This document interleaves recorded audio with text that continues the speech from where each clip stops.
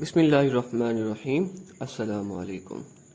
ایک شخص کسی ذاتی رنجش کی بنیاد پر اپنے سسر سے ناراض رہتا تھا۔ جب وہ کاروباری سلسلے میں شہر سے باہر جانے لگا تو اس نے اپنی بیوی پر پابندی عائد کرتے ہوئے کہا، اگر تو میرے عدم موجودگی میں اپنے باپ کے گھر گئی تو میری طرف سے تجھے 3 طلاق ہیں۔ یہ کہہ کر وہ شہر چلا گیا۔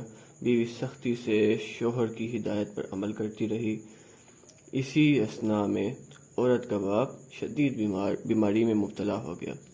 گھر کے لوگوں نے اسے اطلاع دی مگر وہ شوہر کے حکم سے مجبور تھی، یہاں تک کہ اس کے باپ کا آخری وقت قریب آ پہنچا۔ ماں نے پیغام بھیجا، بھائیوں نے اصرار کیا لیکن وہ اپنے مکان کی 4 دیواری سے باہر نہیں نکلی۔ پھر کچھ دن بعد اسے اطلاع ملی کہ باپ دنیا سے گزر گیا۔ اس نے یہ صدمہ بھی برداشت کرنے کی کوشش کی لیکن بہرحال ایک کمزور دل عورت تھی، جذبات پر قابو نہ رکھ سکی اور باپ کی میت کا آخری دیدار کرنے کے لیے گھر سے نکل کھڑی ہوئی۔ دفن میں شرکت کی اور پھر فوراً ہی واپس آ گئی۔ 3-4 ماہ بعد جب اس کا شوہر لوٹ کر آیا تو اسے سسر کے انتقال کی خبر ملی۔ بیوی سے دریافت کیا کہ تو ان سے سچائی کے ساتھ اقرار کیا کہ صرف آخری دیدار کرنے کے لیے باپ کے گھر گئی تھی۔ شوہر ایک عقل مند شخص تھا، اس نے بیوی کے جذبات کو قدر کی نگاہ سے دیکھا کہ سنگین حالات میں بھی اس کے حکم کی پابندی رہی لیکن باپ کے انتقال کے صدمے کو برداشت نہ کر سکی۔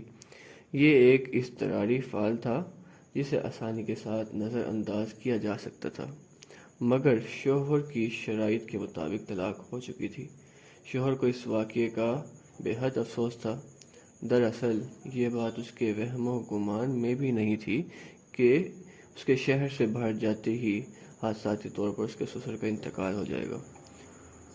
مجبوراً شوہر نے بیوی کو گھر سے رخصت کر دیا اور اس وقت کے تمام علماء کرام سے اس سلسلے میں رجوع کیا۔ ہر امام کا ایک ہی جواب تھا کہ طلاق ہو چکی ہے۔ شرائط کے ٹوٹتے ہی طلاق کا واقعہ ہو جانا ایک فطری عمل ہے۔ وہ بیوی کو چھوڑنا نہیں چاہتا تھا اور شروع سے اسے ازواجی تعلق قائم کرنے کی اجازت نہیں دیتی تھی۔ شرع اسے ازواجی تعلق قائم کرنے کی اجازت نہیں دیتی تھی۔ ایک عجیب اذیت ناک کشمکش تھی۔ بظاہر اس پیچیدہ مسئلے کا کوئی حل نظر نہیں آتا تھا۔ آخر ایک دن کسی نے اسے رائے دی کہ وہ حضرت امام ابو حنیفہ کے سامنے اپنی مشکل بیان کرے۔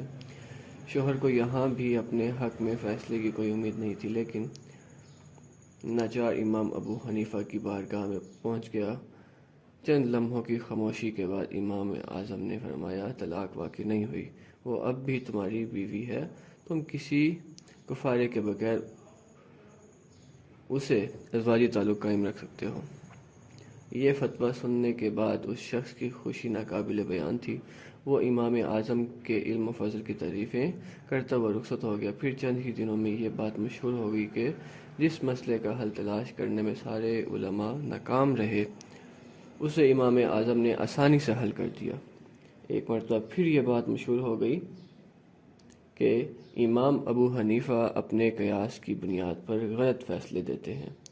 جب اس دلیل میں بعض علماء کرام نے حضرت امام اعظم سے وضاحت طلب کی تو آپ نے انتہائی عجز و انکساری کا مظاہرہ کرتے ہوئے فرمایا، موت کے بعد انسان کا دنیا سے تعلق ختم ہو جاتا ہے، یہاں تک کہ اپنی دولت اور جائیداد پر بھی اس کا کوئی حق نہیں رہتا۔ جب وہ عورت شوہر کی نافرمانی کرتے ہوئے اپنے باپ کے گھر گئی تو فی الحقیقت وہ مکان اس کے باپ کی ملکیت نہیں رہا تھا۔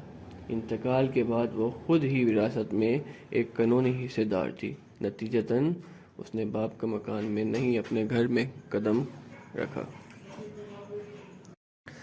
اس طرح عورت کے فعل پر شوہر کی عائد کردہ شرط کا اطلاق نہیں ہوگا اور نکاح ہر صورت میں برقرار رہے گا۔